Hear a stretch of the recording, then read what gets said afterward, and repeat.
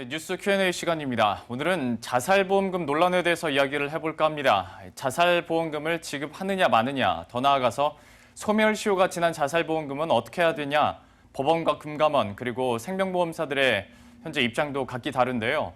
일단 내일 금융감독원에서 이제 자살보험금의 일부만 지급하기로 한 생명보험사 빅3에 대해서 제재 수위를 확정하기로 했습니다. 이 부분에 대해 최보윤 기자와 함께 자세한 내용 알아보도록 하겠습니다.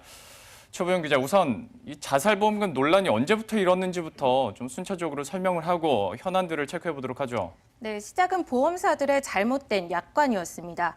보험사들은 과거 가입 후 2년이 지나 자살할 경우 재해 사망으로 인정해 보험금을 지급한다는 내용을 담은 보험을 열심히 팔았습니다.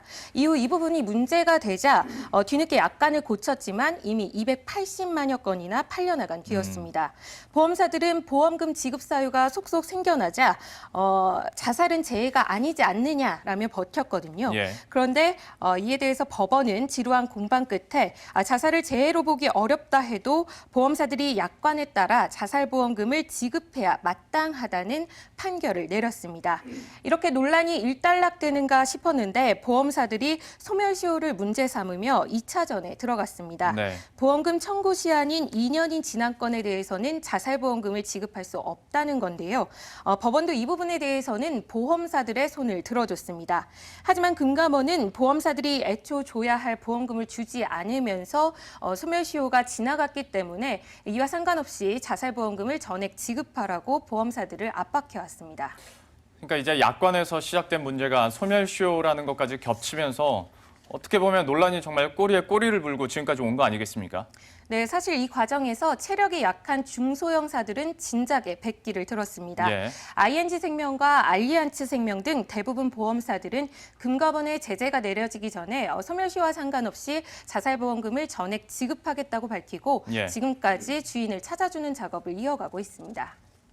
그러나 그 빅3 생보사들은 입장이 달랐습니다. 소멸시효를 이유로 버티기 모드를 유지한 건데요. 그러다 금감원이 중징계 방침을 통보하자 최근에 들어서야 일부 지급하겠다며 살짝 꼬리를 내렸습니다. 네. 금감원이 행정제재를 할 수 있는 근거법이 생긴 2011년 이후 건에 대해서만 주인을 찾아주거나 자살 예방 기금으로 일부를 출연하겠다는 보관입니다.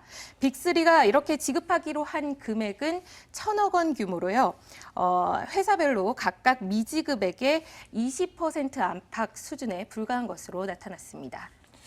근데 이렇게 된다면 이게 맞는지 모르겠습니다만은 2010년에 그러니까 스스로 목숨을 끊은 사람들은 자살보험금을 받고 2011년에는 반대네요. 2010년에 자살한 사람은 보험금을 못 받고 2011년을 기점으로 이전에 자살한 사람에 대해서는 보험금을 줄 수 없고 예, 그 다음부터는 2011년 주겠다. 이후부터는 줄 수 있다라는 겁니다. 형평성 문제가 좀 있는 거 아닙니까? 네, 그렇습니다. 형평성 문제도 있는데요. 보험사들은 대법원이 소멸시효가 지난 건에 대해서는 지급할 의무가 없다는 판결을 내린 만큼 예. 이를 어기고 전액 지급할 경우에는 경영진의 배임 문제가 불거질 수 있다는 입장을 고수하고 있습니다. 그렇다면 이제 금감원에서는 과연 어떤 결정을 내릴까요? 네, 금감원은 앞서 이들 보험 3사의 보험 영업권 박탈과 대표이사 해임 권고를 포함한 중징계 방침을 통보했습니다. 예. 빅3가 이후 일부 지급하기로 하면서 실제 징계 수위가 최고 수준까지 이르지는 않을 것으로 관측되지만 금감원이 여전히 강경한 입장을 견지하고 있습니다. 이 부분에 대해서는 금감원 측에서도 계속해서 중징계를 내리겠다라고 예고를 한 만큼 만약에 정말로 이렇게 확정이 된다면 이에 따른 파장도 만만치가 않겠네요. 네, 금감원이 만약 경징계 수준인 기관 경고를 내린다면 이들은 1년간 신사업을 펼칠 수 없게 됩니다. 만약 영업정지를 포함한 중징계를 내리게 되면 이 기간은 3년으로 늘어나게 되고요. 예. 대표이사는 문책 경고를 받을 경우 연임은 물론이고 3년간 금융회사 임원이 될 수 없습니다. 교보생명 같은 경우는 오너인 신창재 회장이 대표 이사이기 때문에 최악의 경우에는 신 회장이 경영 일선에서 물러나야 하는 사태가 생길 수도 있습니다.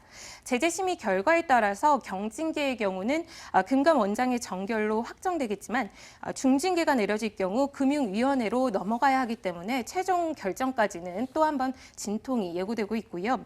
또 최종 중징계가 확정된다면 보험회사들이 이에 불복해서 행정소송을 제기할 수 있기 때문에 상당 부분 진통은 이어질 것으로 관측됩니다. 한편 징계와 별개로 앞서 말씀드린 대로 이미 계약된 건이 280만여 건에 이르기 때문에 앞으로 이 자살보험금을 염두한 자살이 급증하는 것 아니냐는 문제 제기도 나오고 있습니다. 참 사안이 시간이 갈수록 복잡하게 됐습니다. 법원의 입장과 그리고 금감원의 입장도 다를 뿐더러 내일 또 금감원이 어떤 징계 수위를 결정하느냐에 따라서 생명보험업계에서는 다시 한번 후폭풍이 일 것 같습니다. 지금까지 최보윤 기자와 함께했습니다. 고맙습니다.